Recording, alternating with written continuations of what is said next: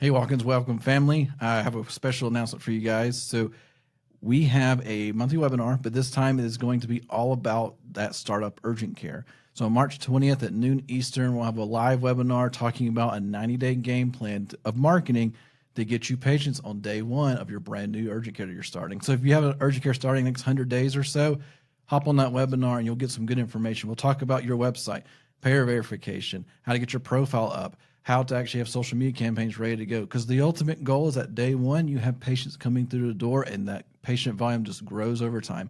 Love to have you on there, and we'll see you then. Hey, what's going on, everybody? Welcome to Watkins Welcome, the podcast all about helping urgent cares get more patients, repeat visits, deliver better care, and scale their clinics. There's a little bit out of order there, but if you want to see it, we're in this kind of... We're in a weird order right now. This isn't our normal spot. We technically it's the same room, just the other side. We just did a webinar this morning, literally an hour and a half ago. And this is our setup for the webinar.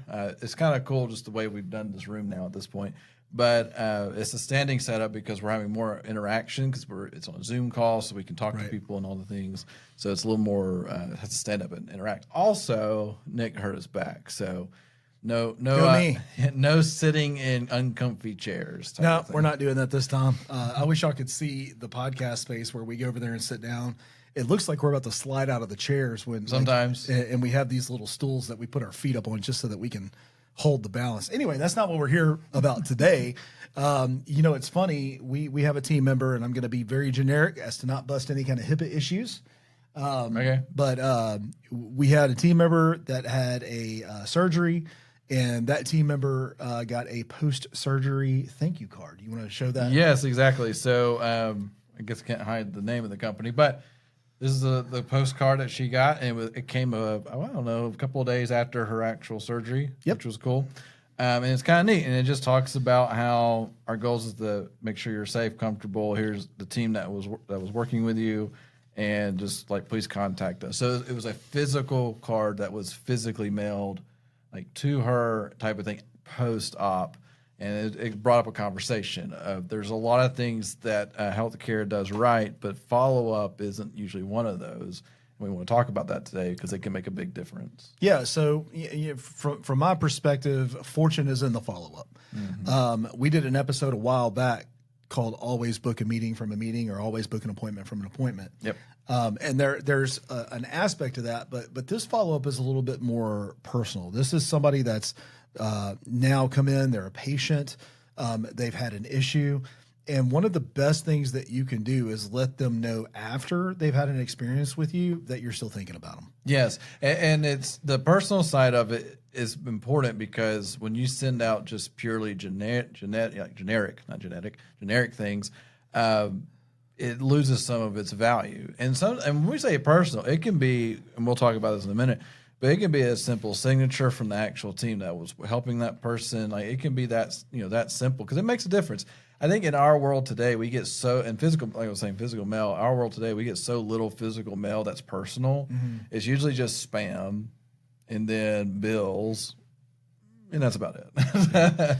And then email, we're so blind to email when it comes to like things coming through. Like, oh, is this just another thing that was automated? So it loses some of its luster essentially. One of the things that we went through a while back is this. It's Unreasonable Hospitality, I think is the name of it. Oh yeah. What an amazing book. And it's funny. The guy that wrote that book was up on another podcast not too long ago, the Ken Coleman Show. Oh, cool. And I don't listen to Ken Coleman a whole lot, but I'm not against him. It's just not really what I consume. Not in your rotation. But I wound up going and absorbing it's called like Front Row with Ken Coleman. So anyway, I'm not trying to pitch his podcast other than to say the guy that wrote that book, Unreasonable Hospitality, was on there, and he was talking about the experience of people feeling, seeing, being heard, seen, whatever it is, right? Mm-hmm. And I remember just going back, I've probably told the story a dozen times on this podcast, so I apologize. But if you're new, you'll get to hear it for the first time. During COVID, I got COVID and went to one of our local urgent cares. I don't mind saying their name. It was MedHelp. And when I went to them, the doctor, himself, I think, sure seemed that way. It gave the appearance. It definitely gave the appearance. He texted me and said, Nick, how you feeling? You were looking pretty rough. Want to make sure that you got your meds and got everything that you needed. Yeah. That was a text message that I was sent by that doctor. It had to have been by the doctor. And so think about the power of that. You're still talking about it 3-4 years later. I mean, and I've gone back. And have gone back, right? So talk about fortune follow-up. Not only have you gone back, you've talked about, you're on a podcast that people not from this area hear about it. For sure. And so, and it was one personal message. That's it. It was just one text message. Yep. This right here, this card that Michael just picked up, that is just a thank you for coming and doing your procedure with us. Thanks for choosing us, right? Like that's the mindset. We do this. Okay, I'm going to hold this up to the camera. It just says you're awesome. You are awesome. And on the backside, it's blank. It is your birthday. Yeah, and it's your birthday. You are awesome. All right, so this is our little mascot, DocBot, right? Bot the marketer, DocBot. Talk about the other side of that. Yeah, so how we systemize this. Yeah. And we're not like trying to make it crazy, like complicated system. It's very straight to the point. Mm-hmm. So front side is you're awesome. Back side is blank on purpose. So on the back side, we literally write a personal note to a client. Now, granted, we have the advantage. We don't have thousands of clients. So there's some advantages there. Now, you could obviously scale this up and make it happen. But for us, we look for an opportunity to say, like, we already talk to our clients regularly, but we're like, hey, we want to remind them that they're awesome people. We want to remind them, like, maybe they did something that was really cool that we were part of, or maybe they sent us some link to something that they did in the community, whatever it is. We want to send them a quick message. And when I say quick message is, hey, client name, insert 2 sentences, and then insert everybody's signature around that, the actual backside of this. And that's it. And we pop it in the mail. And, of course, 3 to 4 days later, they get it, and they look at it, and we get feedback. Some of them we never hear from. Totally fine. You have to expect that. Yeah, like, you're not going to always get that. But at the end of the day, we're doing sincerely, too. Like, we're not just doing, like, I hope they like this. More like they need to be reminded they're awesome people, because sometimes we forget when we're just bombarded with all this negative, and we need that little positive reinforcement. Well, I mean, when I write one personally, I typically will say something along the lines of, hey, Dr. So-and-so, I just want to let you know that the work that you're doing in your community matters. Yeah. Some people, like you clinic, y'all need to know that. Like, what you do matters. And sometimes we just have to send out a general reminder that what you do matters. And in all fairness, like, I'll send these, even though this isn't even a follow-up, I'll send these to clinics that I think are doing good work. Yeah. Just let them know, hey, you're doing good work. Yeah. Great if they do business with us, and even better, I say even better, but great if they don't, because the intent isn't always to just get a new client. The intent is to let them know that we care about what they're doing. Absolutely. But the fortune in the follow-up. Yeah. So, and there's something to think about. So look at your clinic. We talk about how important the front desk is and so forth. I'm not saying add another lawyer to your front desk, but I am saying, is there a way that you can have someone in your team go through the list of patients that day and write out simple notes and have them mailed out the next day? Like, and it may not get to all of them. You may have 50, 100 patients that day. That's not practical, but maybe you take pinpoints and just mark it in your EMR saying this person really needs some encouragement or whatever. Or like, man, they're really rough. Well, I hope they're okay. And it may not be maybe it's not mail. Maybe it's a personal phone call just to check up on, because a phone call is faster, right? And you could have somebody go through that phone call list pretty quick each day. Where it's just like you got your list of patients from the previous day, you give them all a call, check in on them, make sure they're okay. Because one of the things that you don't know is that once you send them on their way, you hope they make it to the pharmacy. You hope they get the right prescription, and you hope they took it, and you hope they had a good reaction to it. And so, but a phone call can help verify a lot of that. So fortune tends to mean like a financial situation, right? So I want you to think about it. Like, you're probably thinking while you're listening to this, it is not practical for me to have my front desk or somebody on the staff call every single person that comes in 2 days later. All right. Okay. I hear you, but it's called fortune in the follow-up. So just imagine for a second that you have 100 patients that come through in a 5-day period. That's 20 patients per day, right? Yep. That should be pretty low. If you aren't seeing that, call us. And if you're seeing more than that, good for you. Point I'm trying to make is, imagine that every 2 days or 2 days after everyone's visit, like, it's systemized.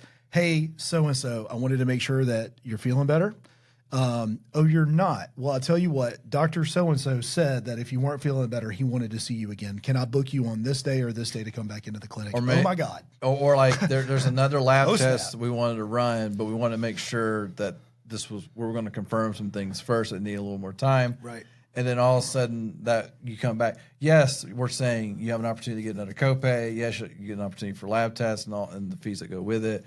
I understand the business side, but the human side of it is you're helping them get better because we have an employee right now. She went to an urgent care, was sick, diagnosed, started to feel better. She started to feel worse again, and now she's looking to maybe call them back, say, do I need to come back in or not? So, but if they were on the proactive side, they would say, how are you feeling 2 days later? Mm-hmm. And you're not better. Cool. Can we go and prescribe this to you or whatever?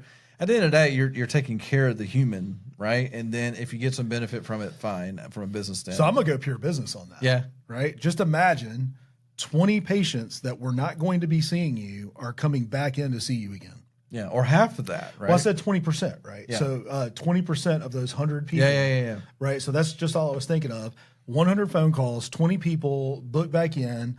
And that's the pure business. I understand the healthcare from the doctor's perspective, but from the clinic manager perspective, you're running a business. Yeah, because returning patients is one of the most difficult things that urgent cares have to deal with. What does that say right there? Yeah, repeat visit. Yeah, right. Repeat visitors. That's part of our goal to help you get repeat visits. Yeah, because at the end of the day, it's a whole lot cheaper to have a repeat visitor than a brand new one. That's just marketing 101. It may cost us $10 to get that first patient in, but it's probably only going to cost you $1 to get them to come back, right? If they do come back. So that's that reminder. And this is part of that process because if you make them feel like $1 million, they're going to come back. Right. Or you feel like they're being heard or seen, like you were saying. I think Ritz-Carlton is a great example of how they take it to an extreme level, right? So cool. But yeah, if you're ever curious about true customer service and taking care of people beyond what they would ever expect, so go look at Ritz-Carlton and the whole case study behind them. It's an amazing process they go through. Yes, for sure. Okay, so all right, I don't want to have anybody pick up the phone and call 100 people a week or 20 a day. It's really how that breaks down to because you're doing 20 from like 2 days ago. Which means you're only calling like 4 people an hour. That's right. I mean, it's really not that big of a deal. And most of those people aren't going to answer the phone anyway. Yep. But I mean, just like again, you're looking to connect with those people in a human way. Sometimes you just may not have the capacity, bandwidth, or care or desire to do that. All right. Well, most of y'all are using a system like eClinicalWorks, or you're using Athena, or some type of a platform, EMR that's managing. All of those systems have communication built into them. You can literally okay, I know my doctor's name. Her name is Carolee. Like I know her. And when I get into Athena Health, I say, Carolee, I'm dealing with this. Yeah. Right. Well, here's the deal. Occasionally I get a notification on my phone from Athena saying, Carolee's put a message in there for you. Yep. Right. And it's simply, Nick, hadn't heard from you, checking in on you. How you doing? Mm-hmm. Hello. And guess what? It may have been automated. I don't know. I don't care. Yeah. It came from her. It came from her notification. Yeah, right. It came from her. but the point I'm trying to make though is like if you don't have the physical capability to do that, you can set up in your system, in your EMR, to send out a notification at X amount of time interval just to check in and write 4 or 5 different ones to automate. Yeah. I mean, especially because when you're utilizing like the different EMRs where the patient has a portal they can log into it, or an app. They have an app. Like Athena. Yeah, so if they have an app, there's a huge advantage because of the notification side, where not only is an email got sent to them saying, hey, you have a new message, probably popped up on their phone as a notification itself. Right, a push. Yeah, some type of push notification, which is huge in our world, in the marketing world. But so kind of thinking through that, you like the idea the message came to you, right? Yep. And then there's systems that help automate some of this stuff to a certain degree. But at the end of the day, if you don't have them set up or well thought out, it doesn't really help you. Because in our world, so like in the marketing world, we know it takes like what, 8 to 20 touches. The numbers are getting kind of wild now from like a B2B standpoint, how many touches it take for somebody to interact with you. So we used to be like 7 touches. That used to be the gold number probably 15, 20 years ago. If I get in front of you 7 times where you're interacting with me to some degree, you're probably going to become a customer of mine, or you're completely done with me. So it takes that much effort. Nowadays, we're pushing 12 to 20 times because people are just bombarded with stuff. So it's just like you have to be consistent, because some of you may think, well, I don't want to bother them. You're not bothering them. They'll let you know if you're actually going to bother them. Most of them don't care because they like, okay, cool. And they forget about it. Or they say, oh, I'm so glad they talked to me. And they're ready to say, leave me alone. If they do, they'll just say, stop. Yeah, they'll tell you to shut up, but they won't talk to you Yeah, anymore. Exactly. Typically in the form of an all caps STOP. Right? Yeah, big old no, stop. Right. Yeah, no. Michael's looking at me like I'm crazy because I just pulled something up on my screen here. So I have an automation that goes out through LinkedIn, and I wanted to show you this, or at least let you hear it. Because there's this thing called a voicemail drop. Some of you have heard of it, some of you haven't, but you can do a voicemail drop in such a way that sounds like you're talking to the one person, knowing that you're talking to 10,000 people. Yeah. Right. So let me play it for you, and I'm really hoping this will come through the audio. Yeah, I hope it should. It should. It should. So I'll do a little closer here. Let me play it real quick. Hey, it's Nick. I just wanted to personally follow up and say thank you for connecting with me here on LinkedIn. And I understand how challenging it can be to grow and manage patient volume while keeping your costs in check. And that's exactly where we specialize. Wanted to drop you a quick message just to let you know over the past few years, we've helped hundreds of urgent cares just like you increase their patient volume and cut their cost per patient acquisition, most of the time by half. Would love to chat with you about this if this is something that you think okay, I'm going to get out of the sales pitch real quick. That's the last line of a sequence that goes out on LinkedIn. Here's the reason I wanted to play that. I hope when you heard that, it sounded like a voicemail that I left on your phone. I didn't mention a name. I didn't mention a company. I didn't mention any of that. But if they had an interaction with me, let's just assume for a second that I was a doctor and that was a voicemail that I recorded that goes out 3 days after every single time I see somebody, that's automated in a system. And it sounds something like this. Hey, Nick here. I know we just got a chance to meet at the clinic, and I wanted to make sure that you're feeling okay. Let me know how you're doing. Give me a call back at the clinic. Or text this number. Or text this. Yeah, anything like that. But like I can pre-record that 30 or 45-second message. It sounds, it's generic enough, but two, sounds connected enough to that individual that it sounds like I just left it on there. I don't have to mention their name. Well, because so the personal side becomes like, if you make sure you're using the voice of the person that's actually seeing the patients, because that might get a little awkward. Well, yeah, that's my voice. Right. You can record it right on your iPhone. Yeah. So just keep that in mind. Like, you don't want a professional voice to send out those recordings. Hi. Yeah. Just checking on you. And like, that's not the goal here. The goal is to be authentic as much as you can. For sure. But playing like the game of like, it's a volume thing, and you got to be careful there that you don't burn too much time. So yeah, the idea, like, it's whoever your doctor is, and you may have to like figure out if you have 3 or 4 doctors in one clinic, you have to kind of balance that out and make sure you're going to the right people. But yeah, keeping it generic enough, but specific where it sounds very real, not just made up, is an extra step. Like, it's an extra piece of the puzzle that could help build those visits to come back to you, and honestly get better reviews, and just overall just a better experience for the patient. And just a quick note, that voice drop that I just played for you has now hit 445 inboxes. Yeah. Right. That's just an example, right? Like, I recorded it one time. It sounds like I'm talking to that one person. I'm just saying, you have tools available to you that you can automate that make it human. And here's what I really want to say is, like, make it authentic and human as much as possible. I got so excited when that capability, that voicemail drop capability, and I already knew how to do it because I had done it with a previous company. But I was like, hey, that's a cool feature, and I know how that worked. Like, that's a very human connection. You know what's funny about that? Even the ones that are telling me no, when they get that, they just at that point assume that I took the time to do that, and they at least tell me, hey, I'm not really that interested. Yeah, it forces a conversation. But that one voicemail drop caused an action to happen. Yep. And that's what I really want, is somebody to take action, right?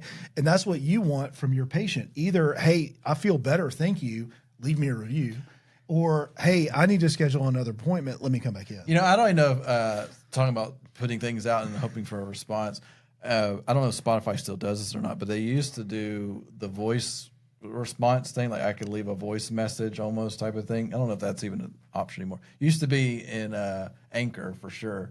You could do voice questions to podcasters. Oh, that's cool. Yeah, I don't know if it's a Spotify thing anymore.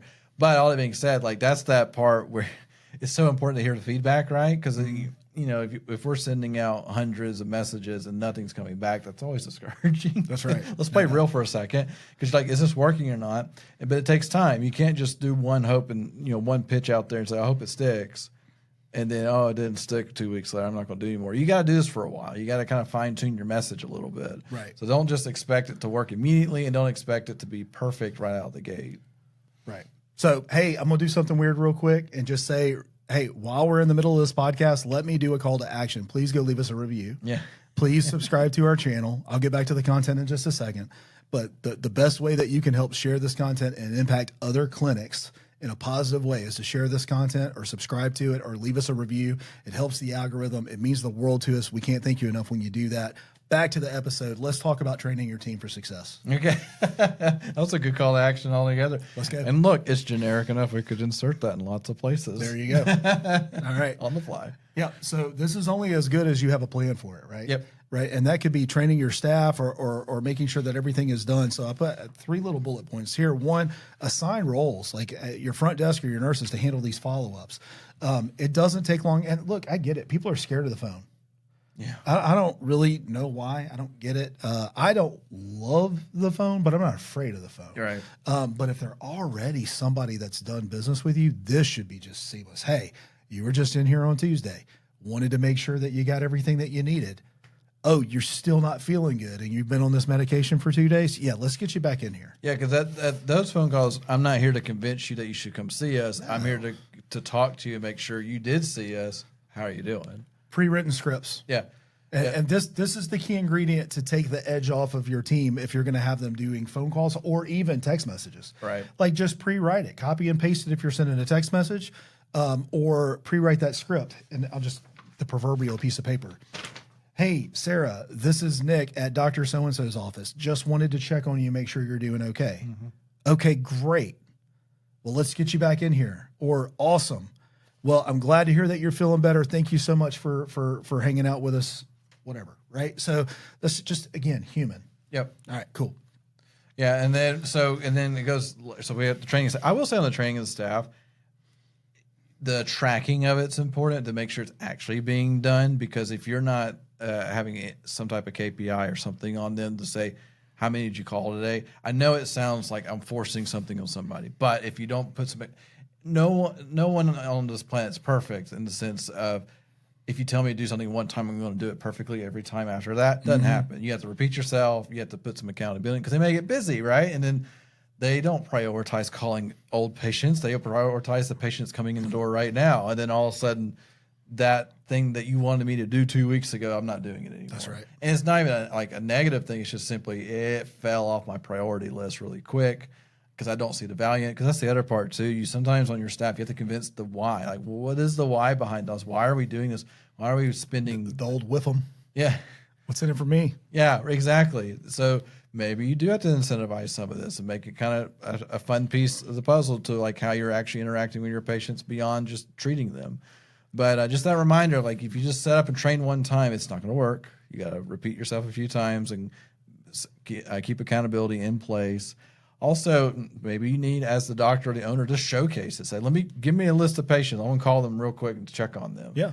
And let them see how it works and let them say, oh, wow, that was actually a really good conversation. Oh, you do need to come back. And all of a sudden, boom, we got another patient coming right back in. That's it. Because we've seen it all the time from not just like the healthcare space, but all the industries we've worked in over the years. You get that owner or that whoever on the phone with a potential client or patient or whatever, they're getting converted. Yep. Like we had an example one time years ago. This is non-healthcare, but it was a daycare. And the front desk, same problems. Front desk person would answer the phone and say, do you have availability or schedule? Yeah, we do. Thanks. And it was just like, that was it. Like there was no like conversation or conversion. Well, then that person went on vacation or something. So the owner was like filling in. And when she picked up the phone, it was like 100% conversion. The excitement on the phone, just oh yeah, you have some interest. Let me tell you about it. And just it sounds like she was just going through a full conversation. Like she's known the person for years. And then boom, boom, boom. She had a lot more people coming in the door because she was excited about it and was enthusiastic and knew the why behind what she was doing. Quick story. So I am much younger than I am today because this is before the iPhone. right? So this So would 2006. have been 07, 08 or something. Okay, Well, 09 is when the iPhone came out. So 07, 08, something like that. Singular wireless was still a thing. That was the orange. That's right. The- Kind of like a cross looking thing. Like a a person. bubble. Yeah, like a bubble person. And it is right at 5:00. It's in a mall on a Sunday. And I needed something from Singular Wireless. And I was doing my best to get there. I worked in retail at the time. So I was probably coming from Eddie Bauer trying to get over there before it closed, right? Yeah. But I needed something. And I can't remember what it was, but here's what I remember. Like it was Singular, but it was like somebody owned that store. It wasn't Singular corporate, it was Singular franchise. Yes, something like that. Anyway, it was 4:55. That door was shut and the doors were locked and the people were back there. Yeah. Okay. So I'm knocking on the glass. I'm like, it's not 5:00 yet, and I need to get this done. And I can't remember what it was. I probably missed my bill, being honest, but I can't remember what it was. But I'm trying to get this done. They're like, we're closed. You're like, no, We're you're done." not. Man, let me tell you what. If I were the owner of that store, Be mad. I would be pissed, right? So the point I'm trying to make is what you were talking about. This isn't standard, okay? This isn't in every case, but I will say a lot of the cases, the people answering your phone, unless they're trained properly with expectation and accountability, will never share your enthusiasm of getting that patient through the door. Arguably, almost any of your employees won't share the level of enthusiasm as the owner, main doctor of the place. Michael, you're probably the closest person in patient care marketing pros that would be like thinking about this company regularly and care about it at the level I do. But also know you probably don't carry that thought 24/7 like I do. Does that make sense? Yeah. Simply because like no matter what happens, Yeah, at the end of the day, you can't turn in it's your on me. Yeah, you can't turn in your notice to yourself and say, "I'm gonna go work somebody." Go look in the mirror, dude. You're not cutting the mustard. You got to go. I've had enough of this. I'm just gonna turn in my But notice. you see what I mean there? Yeah. Like at the end of the day, nobody in this office is ever going to do what I'm going to do to make sure that this business succeeds. Yeah. Okay. And I don't even think that's derogatory. Like it totally makes sense. I mean, at the end of the day, because you benefit the most and you also suffer the most. I have both all of the reward and all of the risk. All the burden. All of the risk, all of the reward, and all the risk. I say all the reward, but I before I sound like a complete tool, I go very hard to make sure that my team is well taken care of. Yeah. So I just want to make sure. Well, but at the end of the day, like, if the company is very successful, you should share in the success. Like you're going to be successful with it. It'd be weird if you weren't, right? Yep. But if the company is very unsuccessful, closes its doors, whatever, you have to take up all of that. Like, Yes. as an employee, we can walk away. Yep. And go find somewhere else to work. That's not so easy. No. And that's the same for all urgent care owners and doctors Yep. and so forth. They're in that mix. Like, you're invested because you can't just walk away. So let me go ahead and do this real quick. Yeah, you're awesome. You're awesome. What you do matters. It's important to the community, and I share in the understanding of the risk that you've taken. That makes me think about. So one of our employees, he has a hat. It's called owner. He has an owners club hat. I poke fun at him all the time about it, and but it's fun to wear the hat. And I have to say this: a lot of people look at not him, but just in general. Oh, you're a business owner. Well, you can do whatever you want. No, you would think so. So let's talk about that. Yeah, there's a whole like therapy session around the idea. Like running a business is very hard. It has its fun parts, but my goodness, it's not all games. It doesn't happen often, but Heather will sometimes go, "But you own the business; you can do whatever you want." And I just kind of chuckle. Yeah, you're like, that's not She how does. that. She also gets it. Yeah, but- like that's not because if you went and said, you know what, I'm gonna just work one day a week, y'all figure the rest out. It's not gonna end well. it's not going to go well. And plus, I don't want to. Yeah, Like, right. That's not my goal. And so anyway. there's that reminder of all that. And then also you have to look forward to things. Like you have to say what's coming down the pipe, how are we going to adjust this? Because at the end of the day, you're also like part of the process maker, what the expectations around those processes are and the results of all that. So like there's layers. So the business owners out there listening, we understand. It's right. not easy. So let's give you some action steps that you can put into practice. They're not crazy, they're not big, but maybe you can implement this and get this going in your clinic. So 4 little bullet points, not a huge thing here. The first one is just like start simple. These little postcards that I keep holding up to the camera. So go to YouTube and watch it and then subscribe. And call to action. Yeah, call to action. Send 10 out a week. Just start somewhere. Yep. It doesn't even have to be every single patient. Just like pick 10 patients a week, send out a card and just, hey, I hope you're doing okay. Thanks for coming into the clinic. Love you a long time. And don't tell I'll start next month. No, just start today. Start today. Go get them today. Go order some today. And you get thank you cards for next to nothing. Then get them branded, right? Like you want your clinic name on there. This is marketing. It's a form of marketing. Second, automate one thing. Just one thing. So a text message is probably the simplest and most achievable automation you could do. For sure. Because most of your EMRs can do it right now. Is probably just a checkbox and insert your message. Here's the reason I want you to automate one thing.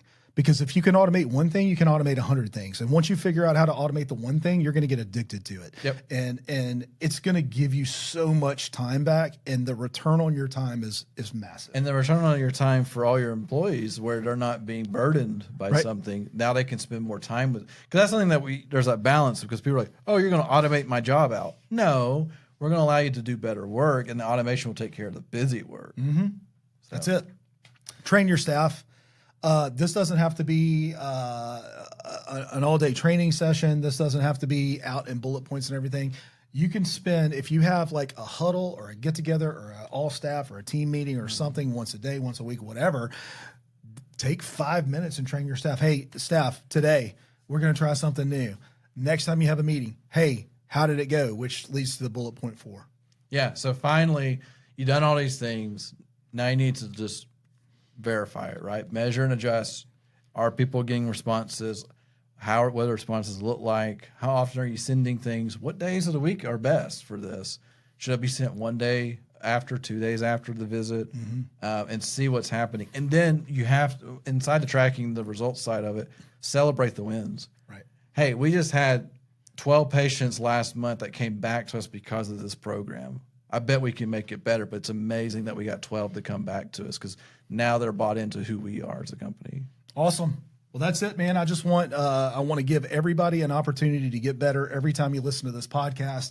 Sometimes it's through bringing on guests. This time it's through action items.